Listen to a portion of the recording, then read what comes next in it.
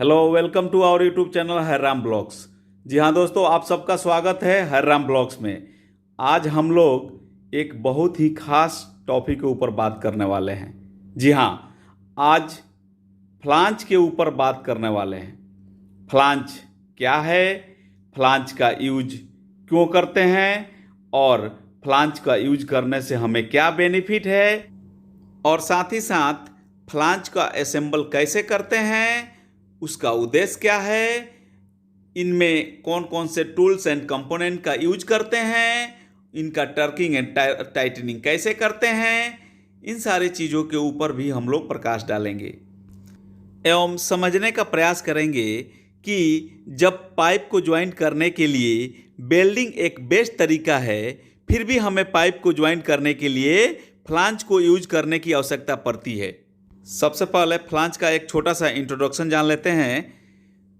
तो फ्लांज एक प्रकार का टेम्पोररी कनेक्शन मेथड है जिसके द्वारा किसी भी दो पाइप या पाइप से किसी भी इक्विपमेंट को ज्वाइन कर सकते हैं। जब दो पाइप को फ्लांज के द्वारा जोड़ते हैं तो वह एक अस्थायी जोड़ हो जाता है। यदि आपको दो पाइप जोड़ना है तो आप वेल्डिंग भी कर सकते हैं, लेकिन वह आपका परमानेंट ज्वाइंट यानी अस्थायी ज्वाइंट हो जाएगा, जिसे हम बाद में कभी खोल नहीं सकते हैं। तो फ्लांज का इस्तेमाल इसलिए करते हैं ताकि फ्यूचर में कभी भी उस लाइन का रिपेयर या मेंटेनेंस करना है तो आसानी से उसे डिसमेंटल कर सकते हैं या उसका ब्लाइंडिंग कर सकते हैं और अपना जॉब को इंस्टीट्यूट कर सकते हैं। तो दोस्तों, आपने जाना कि फ्लांज क्यों इम्पोर्टेंट है, फ्लांज का यूज क्यों करना जरूरी है। तो जो दोस्त मेरे शटडाउन का प्रिपेयरिंग कर रहे हैं, शटडाउन के लिए तैयारी कर रहे हैं और शटडाउन करने वाले हैं, उनको ये वीडियो जरूर देखना चाहिए। एक रिमाइंडर के लिए उनको इसे एंड तक वॉच करना चाहिए। जब हम हाफ इंच से लेकर के 24 इंच डाया के पाइपलाइन में फ्लांज इंस्टॉल करते हैं, फ्लांज ज्वाइंट देते हैं, उस दौरान हमें American society of mechanical engineer का जो स्टैंडर्ड है उसको फॉलो करना होता है। यानी B16.5 का जो स्टैंडर्ड है, जो उसका रूल एंड रेगुलेशन है, उसके अकॉर्डिंग ही हमको उस ज्वाइंट को करना होता है। और जो ही हम 24 इंच के ऊपर जाते हैं, 26 इंच टू 60 इंच, उसमें हम 16.47 का यूज करते हैं। अब हम जब असेंबल करेंगे उसमें हमें किस किस टूल्स की आवश्यकता होगी।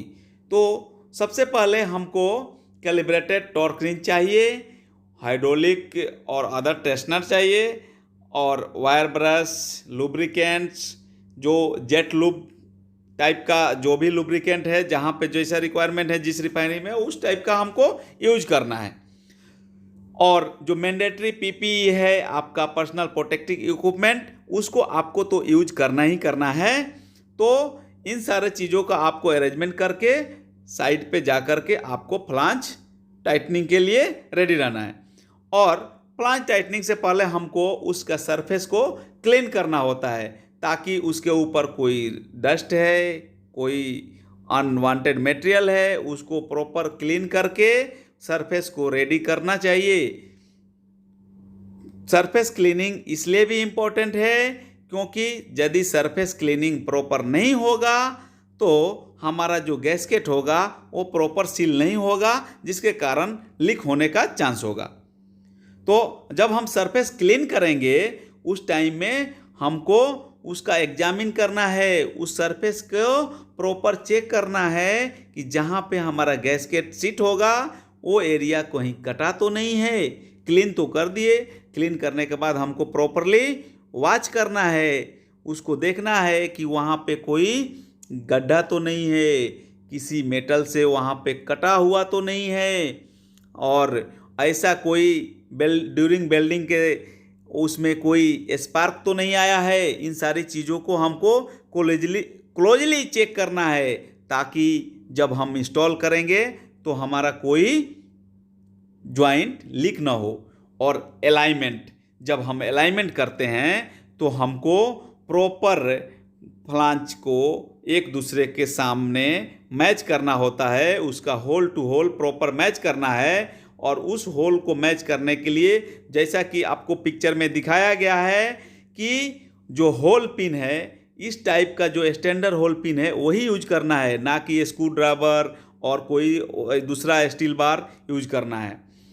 और जब हम गैस्केट का इस्तेमाल करते हैं, गैस्केट को इंस्टॉल करते हैं, उस टाइम में हमको बराबर सावधानी बरतनी होती है, क्योंकि जब हम गैस्केट को इंस्टॉल करेंगे उसमें हमको ये देखना होता है कि जो हमारा स्पेसिफिकेशन है, जिस स्पेसिफिकेशन का हम लोग मटेरियल यूज कर रहे हैं, जो पाइपलाइन, जैसे हम कार्बन स्टील का पाइपलाइन यूज कर रहे हैं और स्टेनलेस स्टील का यूज कर रहे हैं और एलॉय स्टील का यूज कर रहे हैं, उसके अकॉर्डिंग ही हमको गैस्केट भी चूज करना है। साथ ही साथ उसका क्लास रेटिंग, ये सब कुछ हमको प्रॉपर चेक करके ही हमको उस गैस्केट को इंस्टॉल करना है।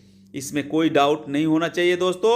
गैस्केट इंस्टॉलेशन के बाद हमें फ्लांज के होल में बोल्ट इंस्टॉल करने से पहले हमें उसका लुब्रिकेशन करना होता है। लुब्रिकेशन अप्रूव लुब्रिकेंट होना चाहिए, जैसे जेट लुब 550 स्ट्रीम का एक लुब्रिकेशन आता है, उस टाइप का लुब्रिकेशन होना चाहिए।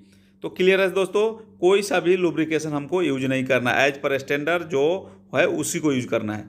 उसके बाद हमको टाइटनिंग का प्रोसीजर फॉलो करना है। बोल्ट को जब टाइट करना है तो सबसे पहले उस बोल्ट के जो जितने नट्स है बाय हैंड टाइट कर लेना चाहिए।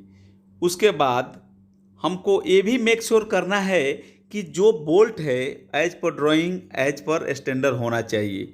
हमको किसी भी साइज का बोल्ट किसी भी फ्लांज में नहीं लगा सकते हैं, ये भी ध्यान रखना है।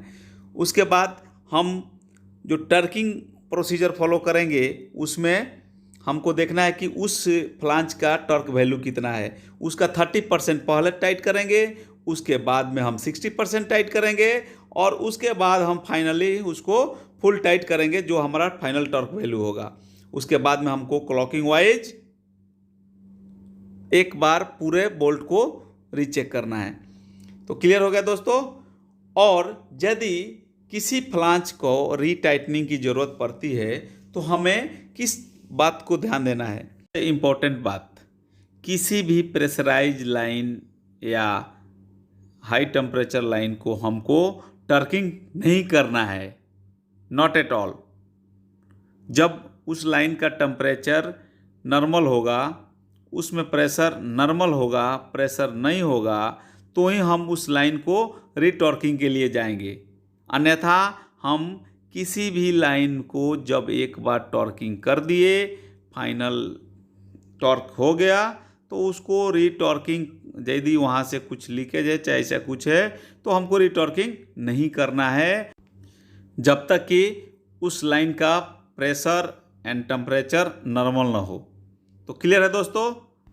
तो आज के लिए इतना ही, फिर नेक्स्ट वीडियो में और इसका डिटेल लेके आएंगे। यदि मेरे चैनल को सब्सक्राइब नहीं किए हैं तो प्लीज़ सब्सक्राइब कर लें। Thank you so